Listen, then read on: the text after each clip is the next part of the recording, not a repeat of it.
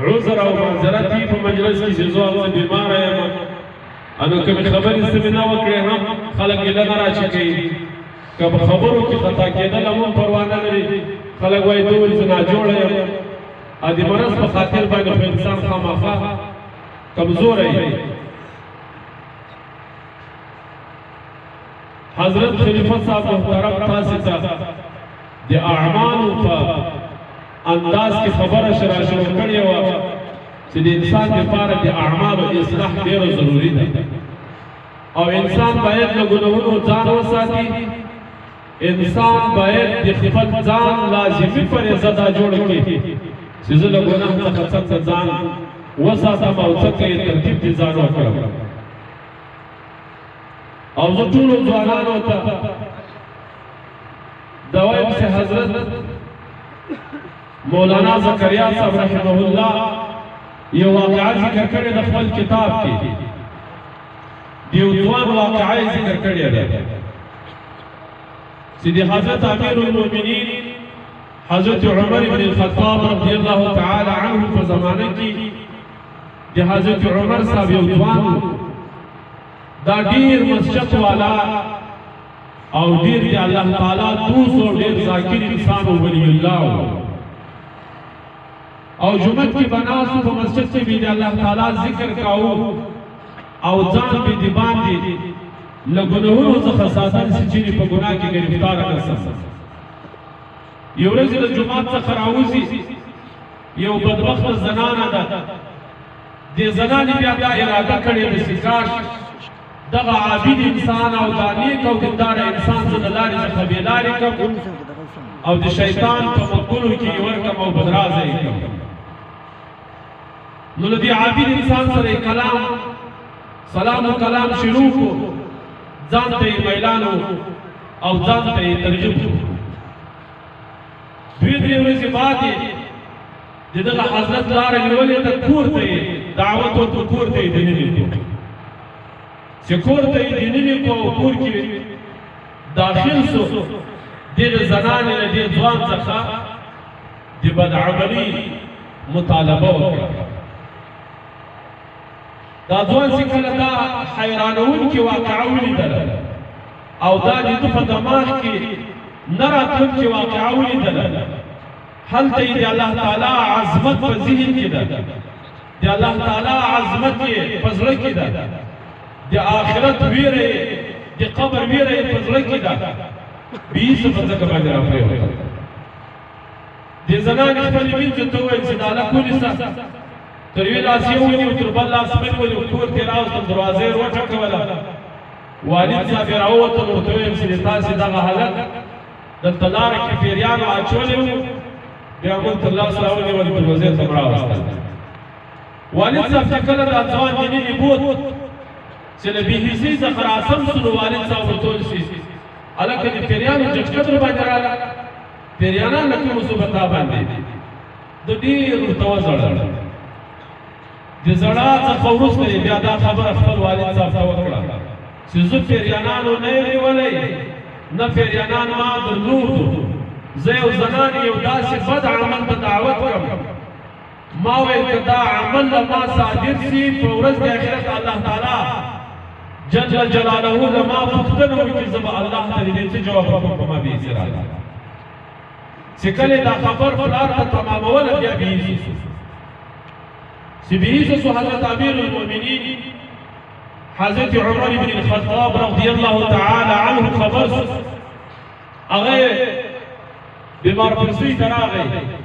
والد صاحب واقعه ورته بیان حضرت عمر ورته ورته وویل چې که دا هلک په دغه بېحسۍ کې وفات سو بیا ما جنازې ته را خبر کړه دا هلک په شپه کې وفات سو په دې بېحسۍ کې ولاړ په دې بېحسۍ کې وفات سو چې کله وفات سو والد صاحب یې جنازه واخیستله هلته جنازه وکړه په یو مقبره کې دفن کړو حضرت امیر المؤمنین یې خبر نه کړو حضرت امیر المؤمنین سهار خبر شو چې هغه ځوان د الله تعالی دوست د الله تعالی ولی او پر الله عاشق وفات شوی دی حضرت عمر ته راغی کور ته هغوی چې هغه خو د شپې وفات شو خو دفن کړو وایي ولې ما ته اطلاع نه راکوله والد صاحب ورته چې حضرت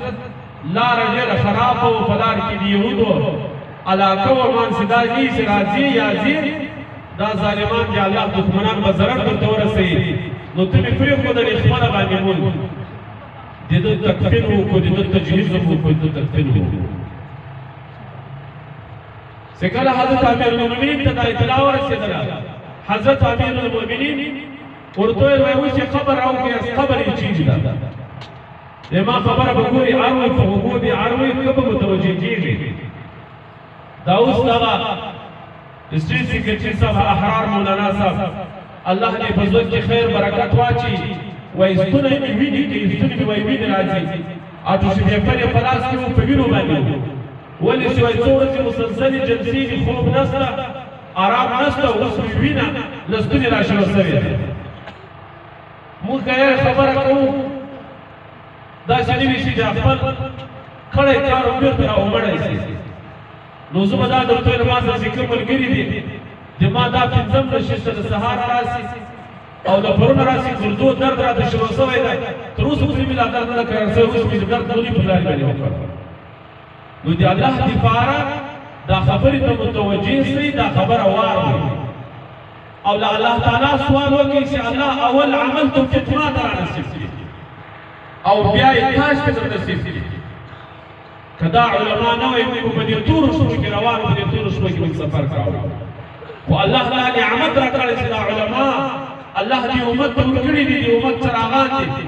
بیا هم په لاره باندې برابر کړي لاره غلطه لاره بیا په سمه لاره رابدله کړي حضرت امیرالمؤمنین وایي د دې الله قبر چیز ده والد صاحب ورته ویل چې قبر یې دا ده حضرت امیرالمؤمنین چې قبر ته ودرېدو وی واما من خاف مقام ربه جنتان څوک چې خدای تعالی د ورځې د لقاء څخه وډارېږي زړه کې د الله تعالی د ورځې د آخرت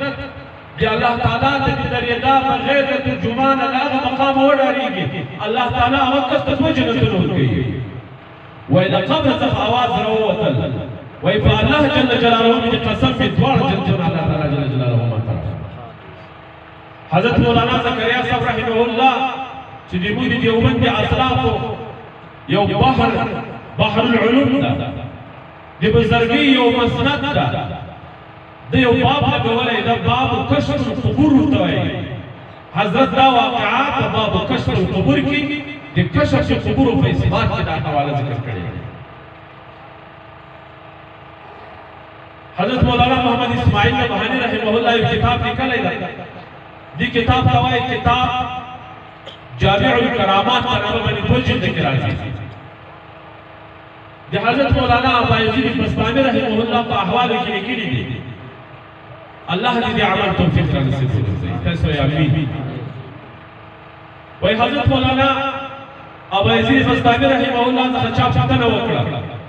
چې لس کاله عبادت ښه ده که یو لحظه ګناه ښه ده دور تو فرمایل چې لس کاله عبادت څخه یو لحظه ګناه ډېره بدله ده چې یو لحظه ګناه کوي د موږ تاسې د سترګو څه حال ده د موږ تاسې د غوږو څه حال ده د موږ تاسې د خولې څه حال ده د موږ تاسې د پښو څه حال ده د موږ تاسې د لاسو څه حال ده د موږ تاسې د زړه څه حال ده هغه زړه چې حضرت تاسې ته بیان وکول حضرت شیخ شهید رحمت الله تعالی علیه حضرت محمود الحسن چې د حضرت مولانا قاسم نانوتوی رحمت الله تعالی علیه شاگرد د حضرت